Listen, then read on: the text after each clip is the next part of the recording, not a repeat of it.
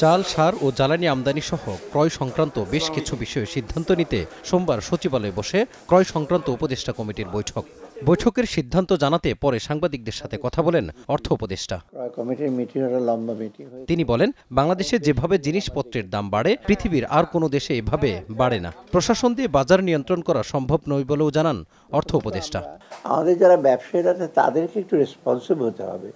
প্রবলেমটা হয়েছে কি, পৃথিবীর অন্যান্য দেশে কিন্তু এইভাবে জিনিসপত্রের দাম কিন্তু বাড়ে না। আপনারা দেখবেন বাড়ে যে যথেষ্ট ভ্যালিড কারণে। এখানে দেখা যাচ্ছে অনেক চাল আছে, তবু হঠাৎ এক জায়গায় ওরা মিলে মিশে সেগুলো। সাংবাদিকদের প্রশ্নের জবাবে অর্থ উপদেষ্টা বলেন, একই দিনে জাতীয় নির্বাচন ও গণভোটের চ্যালেঞ্জ নিতে হবে নির্বাচন কমিশনকে।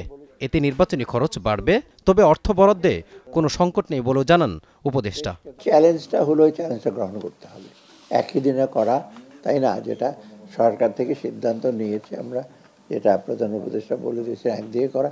কারণ 2 দিন করা জিনিসটা, মানে এত এন্টায়ার জিনিস রিটার্নিং অফিসার মোবিলাইজ করা, আপনি জানেন এটা খুব সোজা কাজ না। ইভেন কিছু কিছু ব্যাংকের অফিসার, জুনিয়র অফিসার, তারাও তো ডিউটিতে যাবে, স্কুলের টিচাররা যাবে। আপনি 2 দিন নিয়ে আসবেন, তাদেরকে ইসে করবেন, এগুলো বেশ ডিফিকাল্ট। অর্থাৎ একদিনে করাটা, পৃথিবীর অনেক দেশেই তো এরকম হয়তো। নির্বাচন কেন্দ্রিক ব্যয়সহ অন্যান্য খরচের চাহিদা পাবার পর ডিসেম্বরের চলতি অর্থ বছরের বাজেট সমন্বয় করা হবে বলেও জানান অর্থ উপদেষ্টা। ডিসেম্বরে আমরা বাজেটটা রিভাইজ করব, জানুয়ারিতে আমরা রেডি করে রাখবো পরবর্তী যে সরকার আছে তাদের জন্য। Mazharul Islam, star news, Dhaka.